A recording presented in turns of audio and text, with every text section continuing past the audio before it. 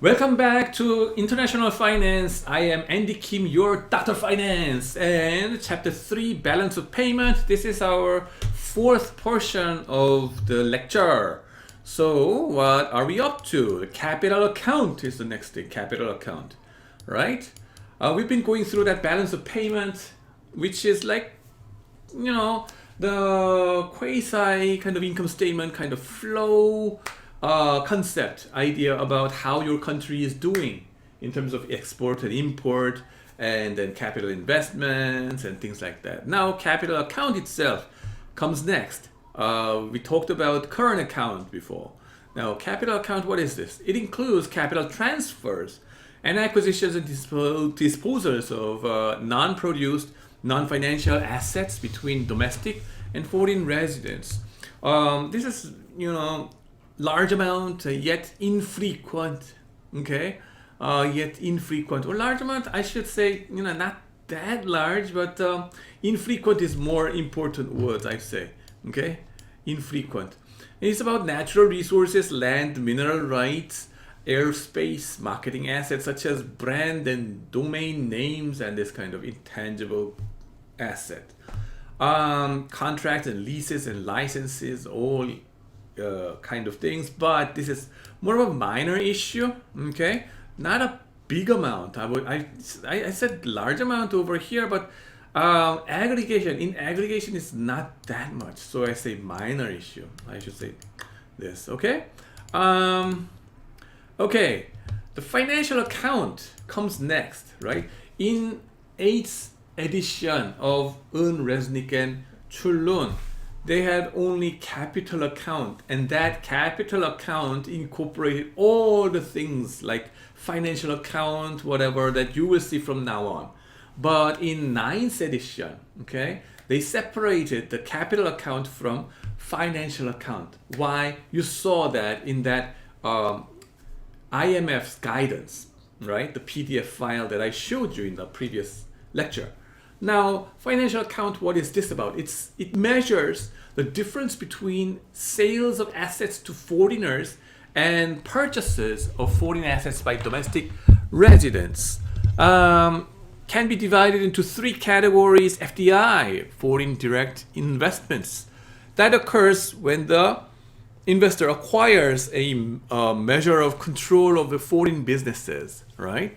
If your company do some greenfield investment, you're starting your business over there, right? Like Samsung Electronics, right? They invested a lot of money in the US, like in Austin, Texas. Austin Power, not Austin Power, but Austin, Texas. They have a huge semiconductor production facility over there. That is an FDI, okay? Korean company invested so much money in America so that will increase the employment in that area, right? Also, another one is Hyundai Motors in Atlanta, right?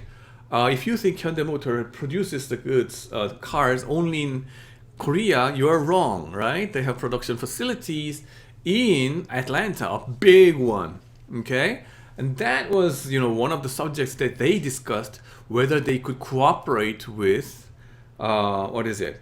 Apple, so that the Apple car may be produced in Atlanta factories or something like that.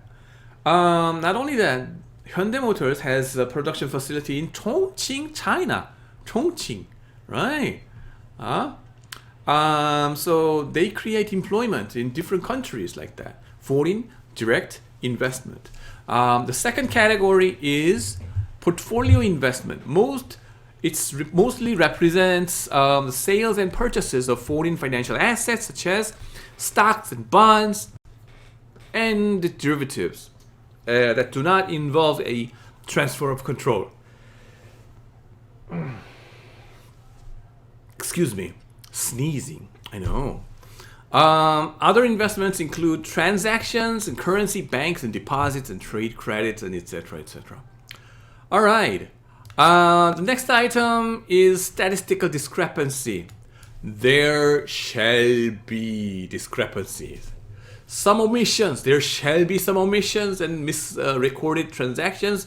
So we use a plug figure, which means it's an unknown figure initially, but we solve for that x, right? It's an x variable here, right? In balance of payment.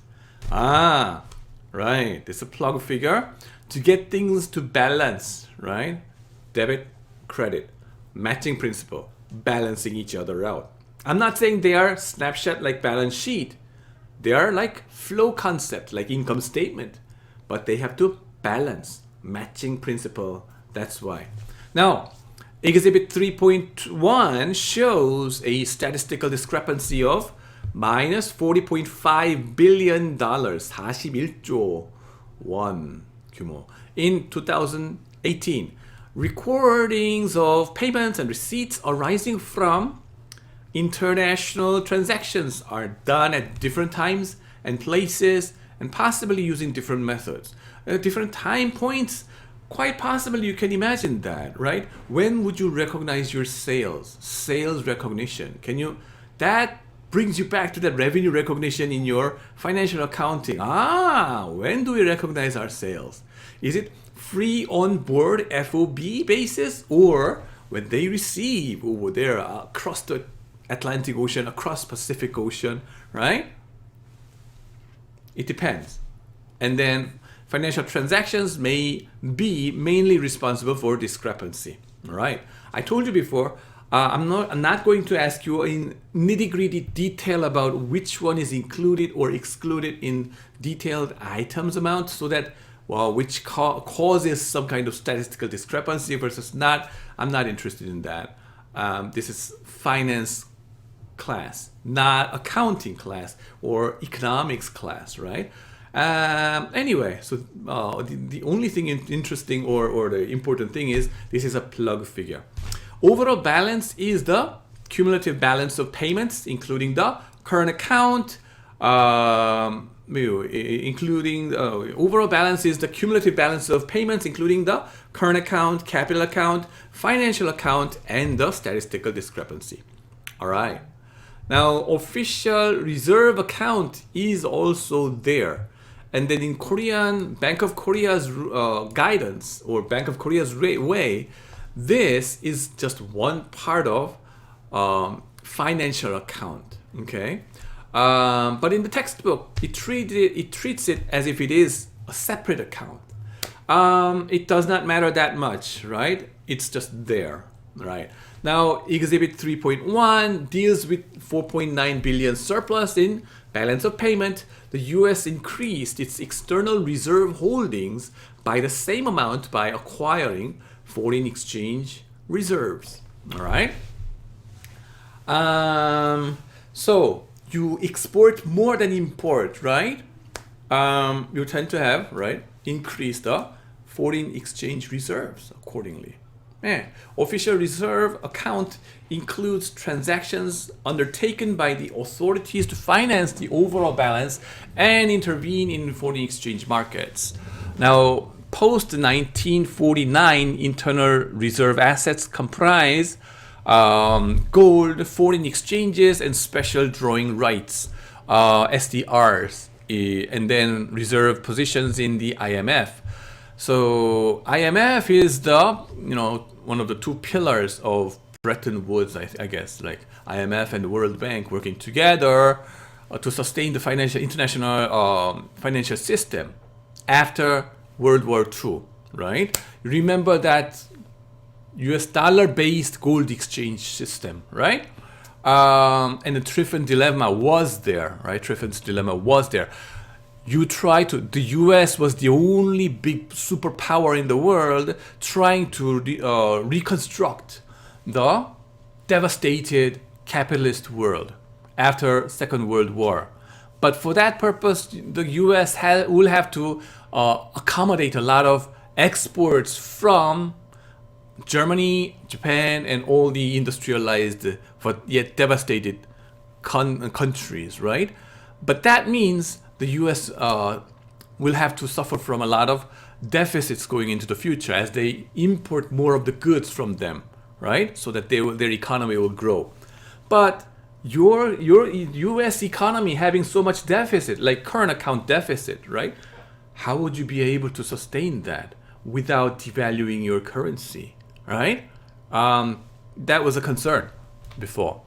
Now, special drawing rights comes next. That's why, right? How would you take care of that kind of situation? In 1969, wasn't it? Right, 1969. Yes, Hotel California, right? 1969. Special drawing rights, 특별인출권, was created in 1969 as a defense measure for U.S. under Bretton Woods, and as a new reserve asset, right? So the US dollar is not enough there, right? So that we need some other quasi kind of a how do you say, currency kind of method to take care of this kind of situation, and SDR was devised. It's a basket currency comprising major individual currencies like dollars, and then pounds, and then 16 currencies at that time. Nowadays it's 5 currencies. Now it is allotted to the members of the IMF. Allotted. Different countries have different balance of SDRs. Korea has the SDRs balanced as well. They could use it for transactions among themselves, the country to country transaction. What I'm saying is country to country. The entity is important over here, right? From country to country, they can use SDRs. From country to other companies, no. Country to IMF, yes. Okay, so they could do it, but other than these country entities, they could not do it. Right? They could use it for transactions among themselves or with the IMF, but not externally. Right? It is distributed according to the country's share in the world exports, the economic size. Right? That's that. And page 35 of the textbook, you will see this table over here, which shows you the composition of the special drawing rights currency. Right? It's a basket of currency. Based on the basket of currency, they created this SDRs. Right? Now, what's the component of this basket? Beginning early period, like 16 different currencies, but over here, US dollar, euro started to be in there since 2001, and then US dollar has been taken up about 42% to 45% over the history. German mark, Deutsche Mark, and then was there until 2000, and then that was like 20%. Japanese yen has been there, ranged from 15 and going up to 18 at a certain point, and then now it is 9.4% only. British pound has been there, 12%, 11% range there. Nowadays it is 8%, right? French franc used to be there, but not anymore with the euro introduction. Chinese yuan, is there, right? Yes. And then now it's 10.92%. Okay, so these days the composition of the currencies to support the SDR, right, is like 40%, 30%, 8, 10, or 11 roughly. Okay, now you see the importance of Chinese renminbi or yuan, right? Because of their exports, right? Their dominant position in the world trade. Okay, now the balance of payments identity is something we'll have to think about a little later. But before that, let me take you to my Excel spreadsheet that interprets Exhibit 3.1. All right, so this is the Excel spreadsheet that I made to interpret what's going on in Exhibit 3.1 in your textbook, page 73. I will post this on the internet so that you will be able to share it. Now, let's go. Balance of payment in the US 2018 in $1 billion unit. And in the textbook, The debit and credit is left hand side, right hand side flipped, right? But what I like is being consistent with the accounting 101, where the debit has to be on your left hand side and credit has to be on your right hand side. So let's flip it over. In the textbook, the debit is represented with negative number because it is going out of your pocket. But in accounting, we showed it with positive numbers as an expense, positive. You just subtract in your calculation. So let's just stick to that accounting rule. Okay? I know the textbook author's good intention for the sake of non-accounting guys, but we are business guys anyway, right? And then I told you this textbook is the best in the world. The other textbooks are even, in more confusing, right? So don't go to any other textbook. So this one, right? Debit, credit. Debit, 차변, credit, 대변. All right? That's Korean words, some, K-pop, K-accounting. All right. So credit minus debit, net will be shown in column G. All right? And then first item, big item, current account, capital account second, financial account third item, and then the fourth is official reserve account. Okay. That official reserve account, by the way, this is increase or decrease in FX reserve in your central bank.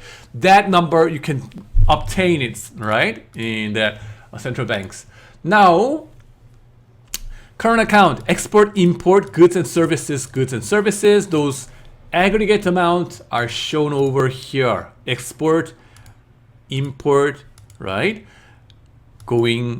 This one is what you're selling, so the cash comes into your pocket. So that's credit. That one is something you are importing, buying, so cash going out of your pocket. Out of your pocket, minus, that's minus, negative, right? And this one is into your pocket, plus. So net, that's minus $622 billion deficit, right? Primary account, secondary account, yes. And this is donation. So minus means US was donating more to the outside world, right? Great. And primary income, all right, you see it. And then balance on this current account, that's this guy, which is, you can get to this part two different ways.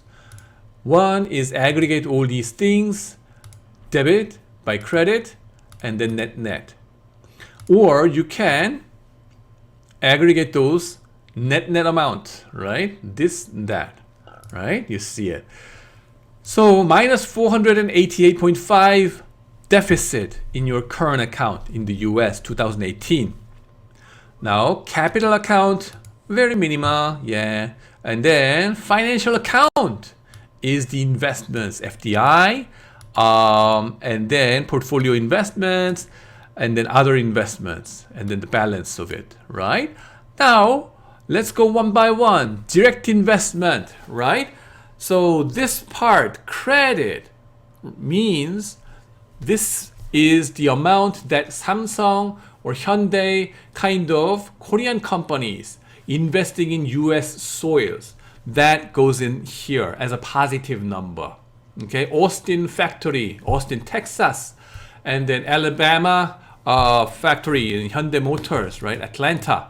All these are positive amount over here. And then this, if it is positive number, it should be what US corporations invested outside, like in Korea or China or Japan.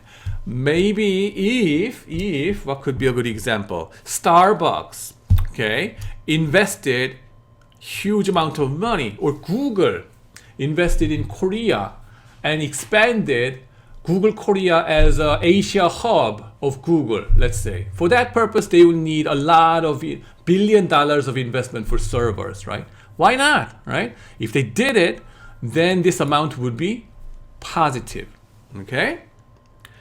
Here, the number is minus, so that you will be confused. What is going on? If you look at exhibit 3.1 in your textbook, it is positive number showing up in your debit side. Okay? You may wonder, what? Is that a typo? No, that's not. Which means this one is a withdrawal of those invested amount. Okay? This is a net decrease of direct investment by $50.6 billion due to what? The 2017 Tax Cut and Jobs Act. What does that mean? This is Donald Trump's era. Donald Trump, America first. And then we should stop exporting jobs to China. He was saying like this.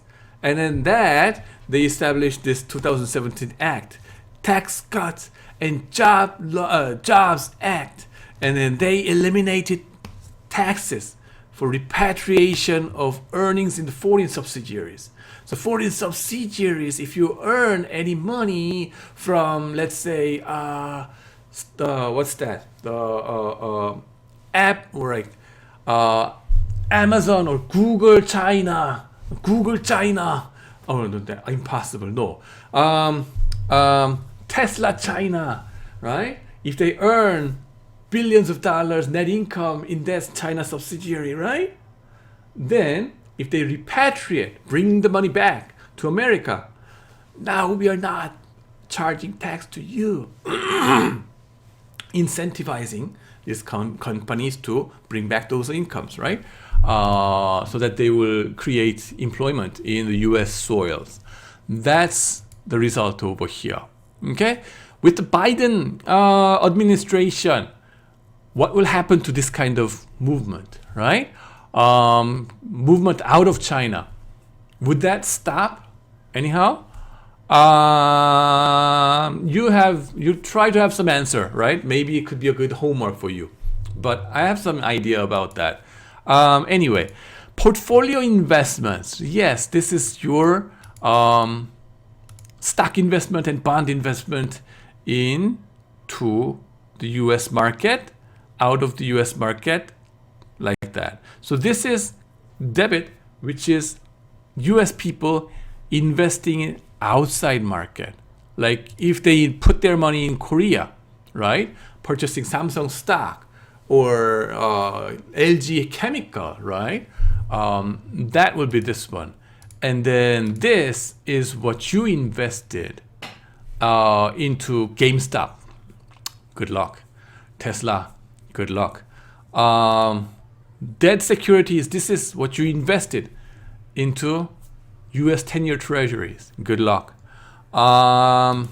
This is what US people invested into Korean treasuries or Chinese treasuries and things like that. Or German, right? Let's say, or French. And derivatives, yeah, right? That's call option, put option kind of things. Other interesting thing is not much is going out of US, pockets into other countries' derivatives market compared to this, right? And then other investments, I told you about this before. And then the balance of it, you can compute it by aggregating everything like this. Okay?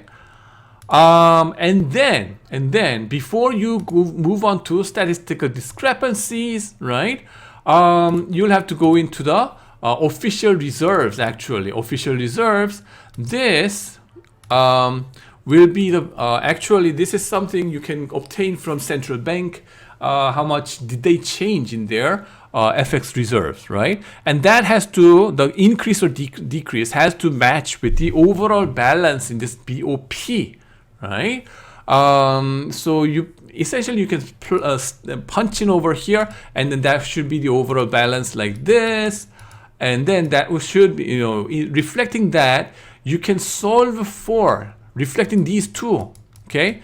Punching in, and then you can solve for the statistical discrepancy that makes this BOP really balanced, matching principle satisfied. So this one, statistical discrepancy, you can calculate by adding the current account balance, capital account balance, and then financial account balance minus your overall balance over here.